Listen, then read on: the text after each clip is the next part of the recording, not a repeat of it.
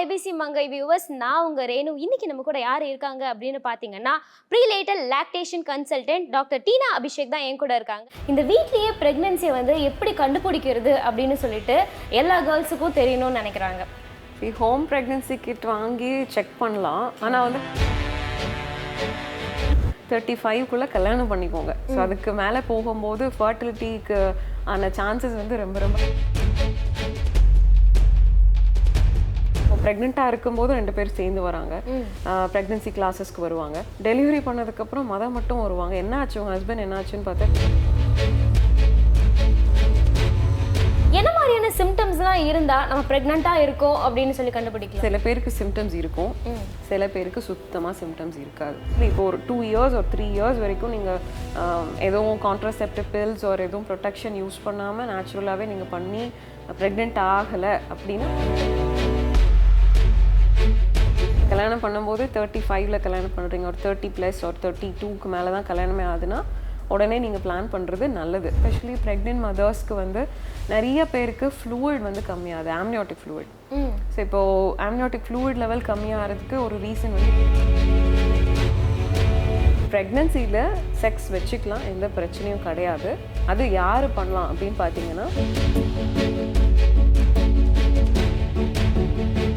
அனைத்து விதமான பிரச்சனைகளுக்கும் 11 நாட்களில் தீர்வு காண அணுகுங்கள் ஸ்ரீ கருமாரி அம்மன் ஜோதிட நிலையம். தொடர்புக்கு 9941399839 9941113424. நல்லா இருக்கேன். நீங்கள் எப்படி இருக்கீங்க? சூப்பராக இருக்கேன். நார்மலாகவே ப்ரெக்னென்சி ரிலேட்டடாக வந்து இப்போ இருக்கிற பெண்களுக்கு நிறைய வந்து டவுட்ஸ்லாம் இருக்குது அப்படின்னு சொல்லலாம். இந்த வீட்லேயே ப்ரெக்னென்சியை வந்து எப்படி கண்டுபிடிக்கிறது அப்படின்னு சொல்லிட்டு எல்லா கேர்ள்ஸுக்கும் தெரியணும்னு நினைக்கிறாங்க. ஸோ அதை எப்படி நம்ம கண்டுபிடிக்கிறது? ஹோம் ப்ரெக்னன்சி கிட் வாங்கி செக் பண்ணலாம். ஆனால் வந்து 100% நீங்கள் ப்ரெக்னெண்ட்டாக இருக்கீங்கன்னு சொல்ல முடியாது. அண்ட் பேபி வந்து ஸ்கேன் பண்ணி பார்த்து எல்லாமே கரெக்டாக இருந்தாச்சுன்னா தான் நாங்களே இப்போல்லாம் கங்க்ராச்சுலேஷன்ஸ்னே சொல்கிறோம். ஓகே, ஸோ என்னென்னா ஃபஸ்ட்டு ஒரு சாக் மாதிரி ஃபார்ம் ஆகிற மாதிரி இருக்கும்போதும் உங்களுக்கு வந்து பாசிட்டிவ் வரும். அண்ட் ஹெச்சிஜி லெவல்ஸ் கம்மியாக இருந்தாலும் பாசிட்டிவ் வரும். இப்போல்லாம் இருக்கிற கிட்ஸில் சும்மாவே அந்த கிட்டு பாசிட்டிவ் காமிக்கிறதுக்கும் சான்சஸ் இருக்குது. ஸோ நிறைய பேர் அந்த கிட்டு பாசிட்டிவ் ஆகிடுச்சுனாவே வந்து ரொம்ப ஹாப்பியாக வந்து பார்ப்பாங்க, எதுவுமே இருக்காது. ஸ்கேன் பண்ணி பார்க்கும்போது கைனகாலஜிஸ்ட் ஸ்கேன் பண்ணும்போது எதுவுமே இருக்காது. ஸோ ரொம்ப ஸ்ட்ரெஸ்ட் அவுட் ஆவாங்க. நான் வந்து கொடுக்குற அட்வைஸ் வந்து என்னென்னா, ஒரு மந்த்தும் ஒரு கிட்டு வாங்கி வாங்கி வாங்கி அதை வந்து செக் பண்ணிகிட்டே இருக்காதிங்க. ஆட்டோமேட்டிக்காக நடக்கும்போது நடக்கும். ஸோ அந்த மைண்ட் செட்க்கு வாங்க. அது கல்யாணம் வந்து இத்தனை வயசுக்குள்ளே கல்யாணம் பண்ணுங்கிறது மாதிரி உடனே கல்யாணம் ஆகி 1 மாதம் 2 மாதம் 3 மாதத்துக்குள்ளே ப்ரெக்னென்ட் ஆகிடணுங்கிற டார்கெட் வச்சு ஒர்க் பண்ணாதீங்கன்னு நான் சொல்லுவேன். ஓகே, இப்போ நீங்கள் சொன்னீங்கல்ல மேம், பர்டிகுலரான ஒரு டைமில் வந்து கல்யாணம் ஆகிடணும் அப்படின்னு சொல்லிட்டு. ஸோ வந்து ப்ரெக்னென்சிக்கு வந்து இதுதான் கரெக்டான ஏஜ், நீங்கள் வந்து ப்ரெக்னென்ட் ஆகலாம் அப்படின்னா அது என்ன ஏஜ்? ஸோ ஏஜ் கேட்டகரி அப்படின்னு பார்த்தோன்னா மேக்ஸிமம் 35க்குள்ளே கல்யாணம் பண்ணிக்கோங்க. ஸோ அதுக்கு மேலே போகும்போது ஃபர்டிலிட்டிக்கு ஆன சான்சஸ் வந்து ரொம்ப ரொம்ப கம்மி. அதாவது கன்செப்ஷனுங்கிற இது போகும்போது ரொம்ப கம்மியாக தான். இப்போல்லாம் வந்து அதுக்கு நிறைய ஆப்ஷன்ஸும் இருக்குது. இப்போது எக்கெல்லாம் ஃப்ரீஸ் பண்ணி வைக்கிறது, பெரிய பிஸ்னஸ் விமனாக இருக்கும்போது இந்த ஏஜில் என்னால் கல்யாணம் பண்ணிக்க முடியாது, ஒரு குழந்தை பெற்றுக்க முடியாது, எனக்கு நிறைய கமிட்மெண்ட்ஸ் இருக்குது அப்படின்னா அதுக்கும் நமக்கு ஆப்ஷன்ஸ் இருக்குது. சயின்ஸ் அவ்வளோ அட்வான்ஸ்டாக போயிடுச்சு. ஓகே, ப்ரெக்னென்சி பிளான் பண்ணும்போது அகேன் கல்யாணம் ஆயிடுச்சு 1 வருஷத்துக்குள்ளே ஒரு 2 வருஷத்துக்குள்ளே நான் குழந்தை பெற்றுக்கணும்னு எதுவும் ரூல் கிடையாது. ஸோ பிளான் பண்ணும்போது பிளான் பண்ணுறதுங்கிறது diet and life style changes. And இப்போ மேபி ஏதோ படிக்கிறாங்க ஒரு ஏதோ பிஸ்னஸ் பண்ணுறாங்க, இந்த டைமில் நான் ரெடியாக இல்லை அப்படின்னு அந்த ஃபேமிலியாக டிசைட் பண்ணணும். ஸோ ஃபேமிலின்னு சொல்லுறது நான் ஹஸ்பண்ட் அண்ட் ஒய்ஃப் மட்டும் தான் சொல்லுவேன். நம்ம ப்ரெக்னெண்ட்டாக இருக்கும்போது 2 பேர் சேர்ந்து வராங்க, ப்ரெக்னன்சி கிளாஸஸ்க்கு வருவாங்க. டெலிவரி பண்ணதுக்கப்புறம் மட்டும் வருவாங்க. என்ன ஆச்சு உங்கள் ஹஸ்பண்ட் என்ன ஆச்சுன்னு பார்த்தா டிவோர்ஸ் ஆகிட்டுருக்கு. ஸோ அவ்வளோ ப்ராப்ளம் இருக்குது. ஓகே, ஸோ ஒருத்தர் புரிஞ்சுக்கிறதுக்கு முன்னாடியே ஒரு குழந்தை வந்துடுது. ஸோ அந்த குழந்தை வந்ததுக்கப்புறமா நிறைய பிரச்சனை வருது. ஸோ அந்த குழந்தை 1 மாதம் 2 மாதம் இருக்கும்போது 2 பேரும் டிவோர்ஸ் பண்ணிக்கிறாங்க. கொஞ்சம் டைம் எடுத்துக்கோங்க. எதுக்கு இவ்வளோ அவசரம்? எங்கே போகிறோம்? ஃபாஸ்ட்டாக கல்யாணம் பண்ணுறோம், குழந்தை பெற்றுக்கிறோம், ஃபேமிலி பிளானிங் பண்ணுறோம், டிவோர்ஸும் பண்ணிடுறோம். ஸோ எல்லாத்தையுமே கொஞ்சம் ஸ்லோவாக எடுத்துகிட்டு போங்க. எதுவும் அப்படியே வந்து ரேஸ் கிடையாது. ஃபாஸ்ட்டாக ஒன்றும் யார் ஃபஸ்ட்டு குழந்தை பெற்றுக்கிறா அப்படிங்கிற காம்படிஷன் கிடையாது. ப்ரெக்னென்ட் ஆகிட்டாங்க அப்படின்னா சில சிம்டம்ஸ் வச்சு நம்ம ஓனாகவே கண்டுபிடிக்க முடியும் அப்படின்னு சொல்லிட்டு நிறைய பேர் சொல்கிறாங்க. ஸோ என்ன மாதிரியான சிம்டம்ஸ்லாம் இருந்தால் நம்ம ப்ரெக்னெண்ட்டாக இருக்கோம் அப்படின்னு சொல்லி கண்டுபிடிக்கலாம்?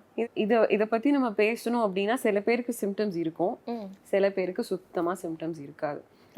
ஓகே, ஸோ எல்லாமே நார்மல் தான். நிறைய மதர்ஸ் கேட்பாங்க, மேம் ஃபர்ஸ்ட் ப்ரெக்னென்சியில் எனக்கு எந்த சிம்டமே இல்லை, அதனால் அது அப்நார்மல் ப்ரெக்னென்சியா, ஸோ பேபி நார்மலாக இருப்பாங்களா, அப்படின்னு சொல்லிட்டு கொஸ்டின்ஸ் கேட்குறவங்களும் இருக்காங்க. இப்போ அபார்ட் ஆயிடுச்சு அப்படின்னா கூட சிம்டமே இல்லாதனால குழந்தை அபார்ட் ஆயிடுச்சா அப்படின்னு கேட்பாங்க.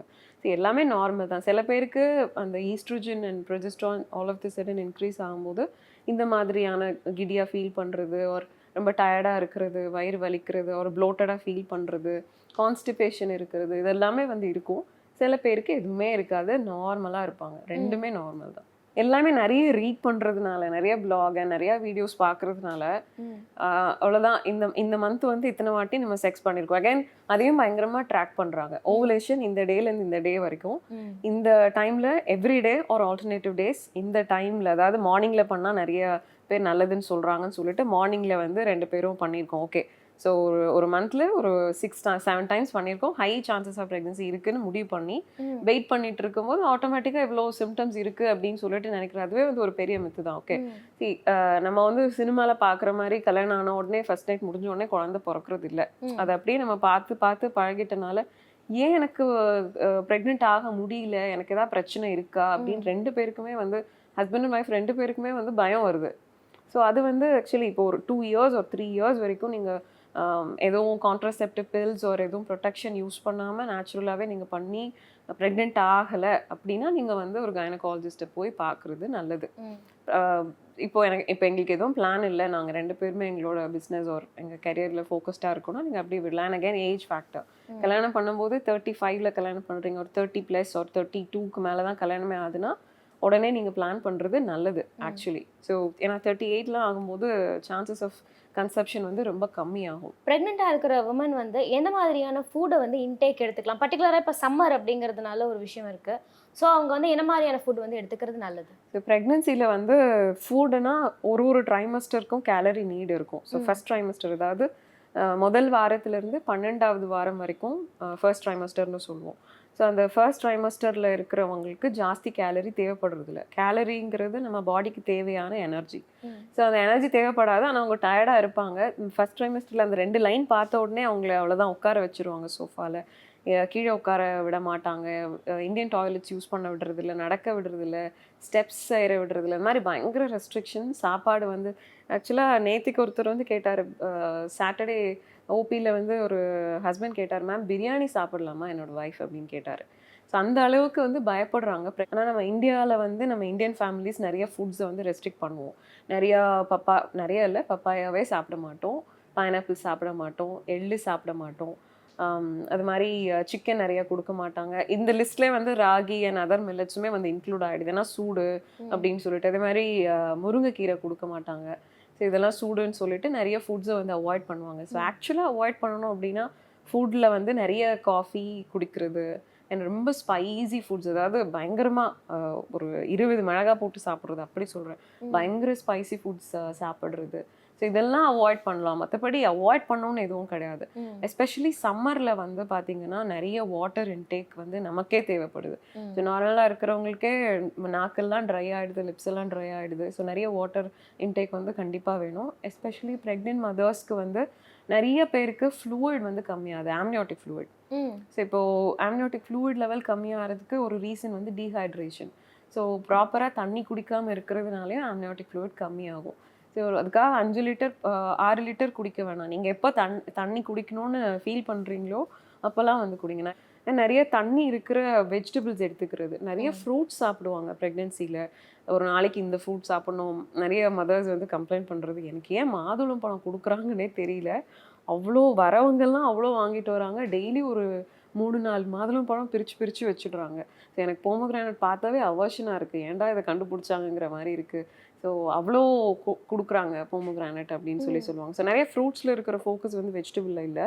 ஸோ காயின்னு சொல்லுவோம்ல, அந்த மாதிரி சுரக்காய், அதுக்கப்புறமா வந்து சவ் வெள்ளரிக்காய், ஸோ இந்த மாதிரி காயெல்லாம் வந்து நிறைய எடுத்துக்கிறது நல்லது.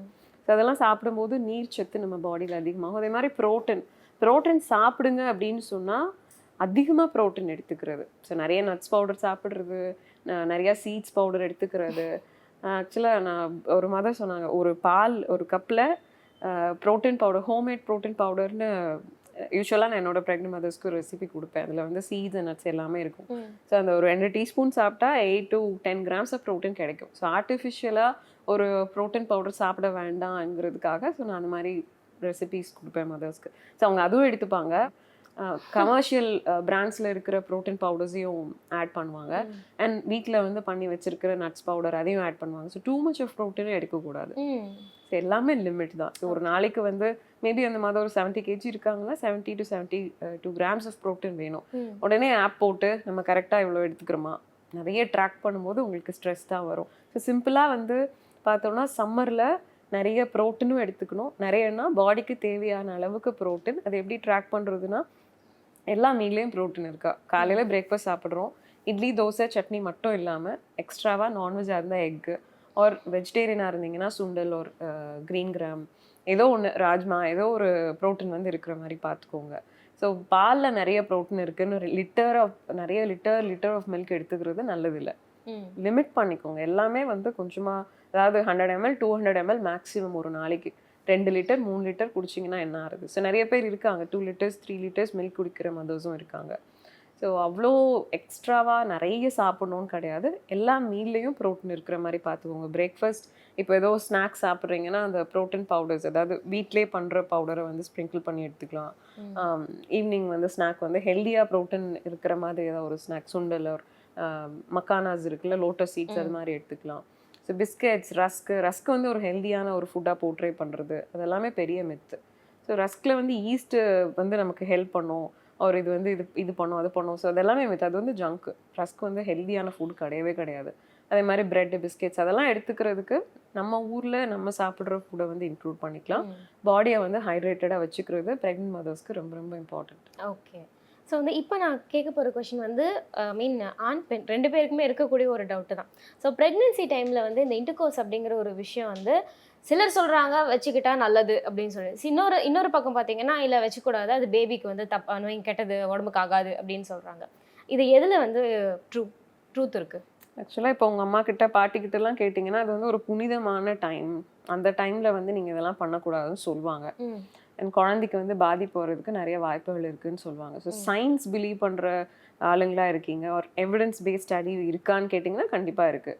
ஸோ இப்போ வந்து ஏதாவது ஒரு விஷயத்த வந்து பிளைண்டாக நம்பாமல் அதுக்கு ஒரு ஸ்டடி பண்ணி ரீசர்ச் பண்ணி தான் ப்ரூவ் பண்ணுவாங்க. ஸோ மெடிக்கல் ஜேர்னல்ஸ்லாம் பார்த்தீங்கன்னா இந்த இந்த இந்த ப்ராப்ளம் இருக்குது, இதை ப்ரூவ் பண்ணியிருக்கோம், இந்த பிரச்சனையுமே இல்லை அப்படின்னு சொல்லிட்டு தான் மெடிக்கல் ஜேர்னல்ஸில் வந்து ப்ரூவ் பண்ணுவாங்க. அதில் ப்ரெக்னன்சியில் செக்ஸ் வச்சுக்கலாம், எந்த பிரச்சனையும் கிடையாது.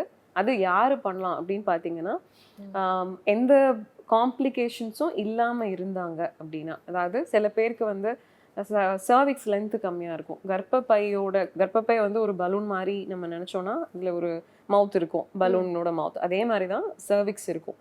ஸோ அந்த சர்விக்ஸோட லென்த் வந்து சில பேருக்கு கம்மியாகிட்டே இருக்கும்.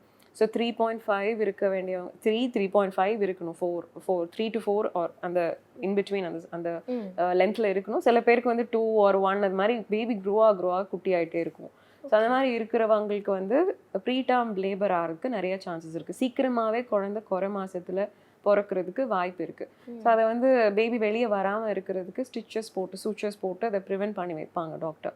ஸோ அதில் நிறைய காம்ப்ளிகேஷன்ஸ் இருக்கிறதுனால நீங்கள் கண்டிப்பாக செக்ஸ் பண்ணக்கூடாதுன்னு கைனகாலஜிஸ்ட் வார்ன் பண்ணியிருப்பாங்க.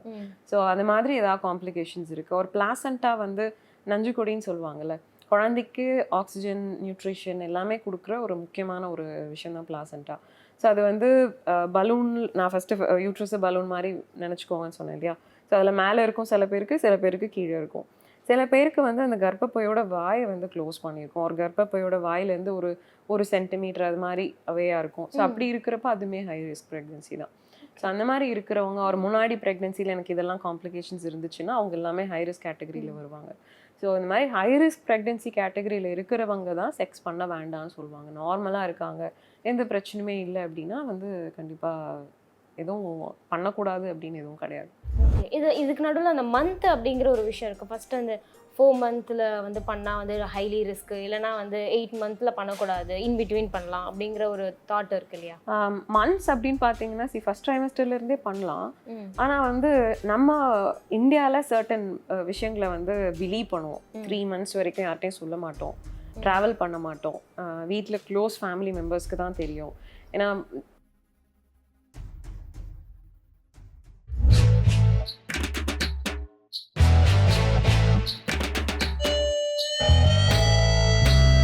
But imagine the suit out of it.